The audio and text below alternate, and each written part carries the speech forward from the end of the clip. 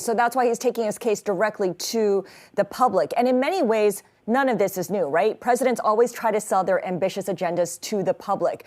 But one thing that is different this year is that President Biden is working with two women to get his priorities through Congress. Vice President Kamala Harris, who cast the tie-breaking vote in the Senate, and House Speaker Nancy Pelosi, who in the past has made clear that she would not help President Trump with his initiatives.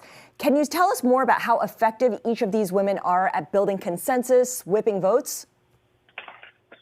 Certainly. And first of all, we're going to see a historic image at this address tonight because the president is going to be flanked by those two women, Speaker Pelosi and Kamala Harris, sitting behind him on the rostrum while he delivers that address.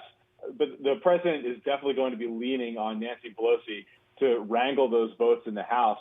Given how narrow the Democratic majority is there, he's going to need all the votes he can get to pass his agenda. And Nancy Pelosi has spent decades in Washington. She's a master vote counter. And so he's definitely going to be counting on her. And Kamala Harris spent less time in the Senate than Nancy Pelosi, certainly.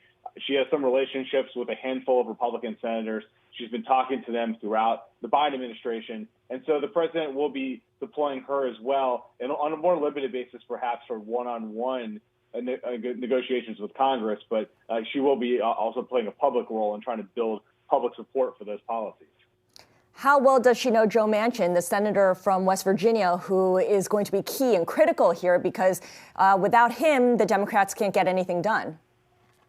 It's funny you mentioned Joe Manchin because there was a dust-up earlier this year when the White House was trying to push through their coronavirus aid package. She cut an interview in a West Virginia news station really urging the senator to pass that bill. But I guess, or somebody at the White House declined to let the senator know that she would be going on the air in his home state, and that caused a bit of a kerfuffle. They've since apparently smoothed things over, but definitely some tension there remaining from the earliest days of the administration.